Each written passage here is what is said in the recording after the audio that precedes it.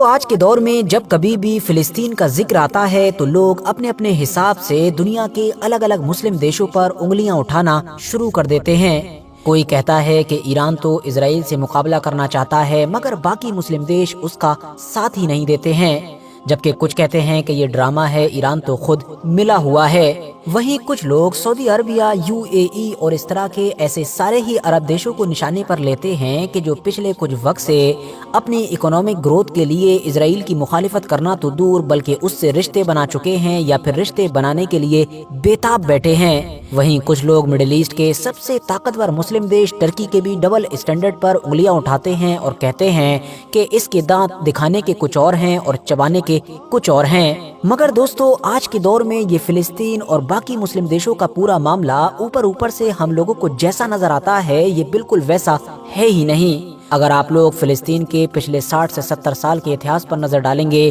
تو یقینی طور پر آپ لوگوں کا دماغ پوری طریقے سے گھوم جائے گا، آپ لوگوں کا منہ حیرانی سے کھلا کا کھلا رہ جائے گا، کیونکہ اس بڑی مسلم دنیا میں فلسطین کا کوئی ایک غدار نہیں ہے بلکہ اس حمام میں تو سارے کے سارے ننگے ہیں۔ کہانی کی شروعات کرتے ہیں 19ویں صدی کے آخر اور 20ویں صدی کے اس دور سے کہ جب یورپ کے علاقے میں آلریڈی زائونزم وچاردھارا کے ساتھ اب یہودیوں کی ایک لابی نے بڑی تیزی کے ساتھ فلسطین کے علاقے میں اپنی اسٹیٹ بنانے کا منصوبہ شروع کر دیا تھا۔ اس دور میں یہ پورا علاقہ سلطنت عثمانیہ یعنی ترکی کے انڈر میں آیا کرتا تھا۔ جہاں ایک طرف سلطنت عثمانیہ کمزور ہو رہی تھی تو وہیں دوسری طرف برٹش امپائر کا انفلوئنس اس علاقے میں بڑھتا جا رہا تھا۔ لیکن اس بات میں کوئی شک نہیں ہے کہ عثمانی ترکوں نے جتنی زیادہ کوشش اپنی سلطنت کے اس خاص علاقے کو بچانے کے لیے کی یعنی کہ فلسطین کو بچانے کے لیے، اتنی زیادہ کوشش انہوں نے کسی دوسرے علاقے کو بچانے کے لیے نہیں کی تھی۔ خاص طور سے اس سلطنت کے جو آخری اثردار اور طاقتور سلطان تھے یعنی عبد الحمید ثانی،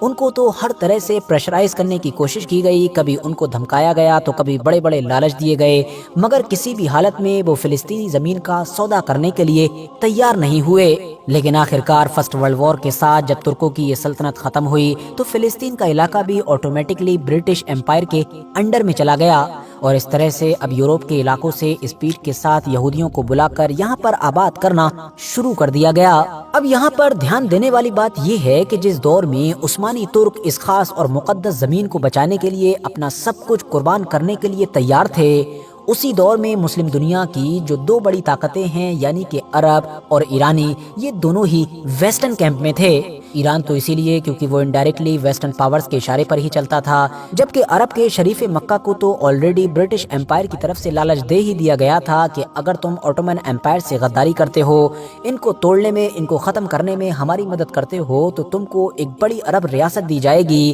جس میں صرف آج کے دور کا سعودی عربیہ نہیں بلکہ عراق، سیریا، فلسطین کا یہ پورا علاقہ، جارڈن، یمن یعنی کہ پورا کا پورا عرب ہی ہوگا۔ تو اب ظاہر ہے اگر ایسی سلطنت کو حاصل کرنا تھا تو ان کا دھیان فلسطین پر کیا ہی جاتا، وہ تو لارنس آف عربیہ جیسے جاسوسوں کے ساتھ مل کر عثمانی ترکوں کے ہی ٹکڑے کرنے میں لگے ہوئے تھے۔ چلیے دوستو، اب ڈائریکٹ آتے ہیں 1948 پر، جب سیکنڈ ورلڈ وار بھی ختم ہو چکی تھی اور برٹن اور امریکہ کی مدد سے فائنلی اسرائیل کو بنانے کا اعلان کر دیا گیا۔ عربوں کے بالکل سینے پر ایک یہودی اسٹیٹ کا اعلان ہونا تھا کہ مانو ان کے تو ہوش ہی اڑ گئے، کیونکہ انہوں نے تو کبھی سوچا بھی نہیں تھا کہ ویسٹرن طاقتیں ان کے ساتھ ایسا بھی کر سکتی ہیں۔ فی الحال فوراً عرب دیشوں کی طرف سے اس اسرائیل کے خلاف جنگ چھیڑ دی گئی کہ جس کے ساتھ پورا ویسٹرن ورلڈ کھڑا تھا۔ صرف ایک ہی بار نہیں بلکہ پھر اگلے 20 سے 30 سال کے اندر ان الگ الگ عرب دیشوں نے اسرائیل کے ساتھ کئی جنگیں لڑیں۔ مگر یہاں پر ایک بار پھر سے نوٹس کرنے والی بات یہی ہے کہ جب ان سارے عرب دیشوں نے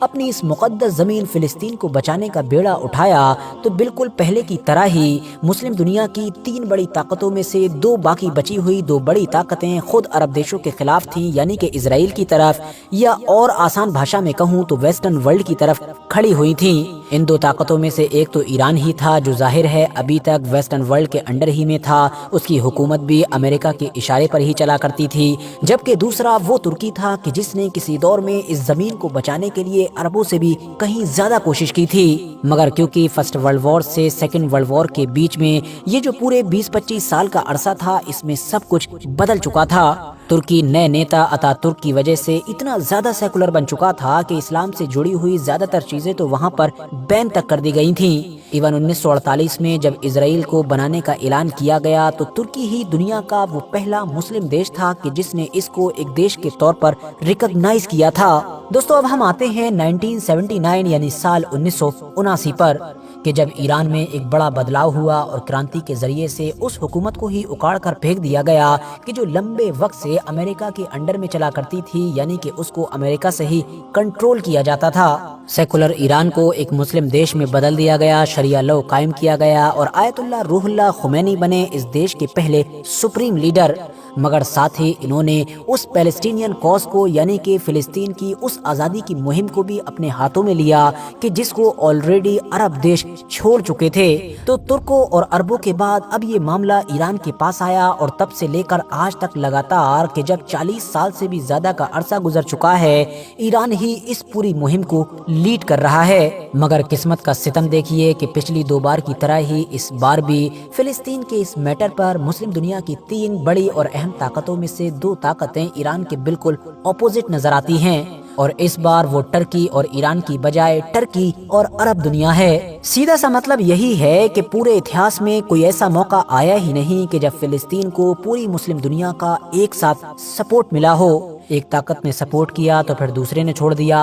और दूसरे ने किया तो तीसरे ने छोड़ दिया। वैसे दोस्तों, यहाँ पर मैं आप लोगों को ये भी बताता चलूं कि तुर्की और बाकी अरब दुनिया की तरह ईरान ने अभी तक फिलिस्तीन के लिए कोई डायरेक्ट जंग तो नहीं लड़ी है, लेकिन हाँ, ईरान ने फिलिस्तीनी लोगों पर एक एहसान जरूर ऐसा किया है कि जिसका कोई जवाब नहीं है, और वो एहसान है फिलिस्तीन की आजादी की मुहिम को एक वर्ल्ड वाइड पहचान देना। दरअसल जिस दौर में अरब लोग फिलिस्तीन के लिए लड़ रहे थे, उस दौर में ये सिर्फ और सिर्फ एक लोकल इलाके का मैटर माना जाता था, या ये कह सकते हैं कि इसको अरबों की लड़ाई ही कहा जाता था। लेकिन जब से ईरान ने इस मैटर को अपने हाथ में लिया तो जाहिर है उससे सवाल तो किया गया कि भाई ये तो अरबों का मैटर है, तुम इसमें क्यों पड़ रहे हो? तो उसका यही जवाब था कि ये अरबों का मैटर नहीं बल्कि ये तो मुसलमानों का मैटर है, पूरी दुनिया के मुसलमानों का मैटर है, क्योंकि वहाँ पर मस्जिद अक्सा मौजूद है जो इस्लाम में तीसरी सबसे पवित्र यानी कि मुकद्दस जगह मानी जाती है। और तब से ही धीरे धीरे ऐसा माहौल बना कि चाहे पूरी दुनिया में कहीं पर भी कोई भी मैटर हो रहा हो, इतना फर्क नहीं पड़ता है,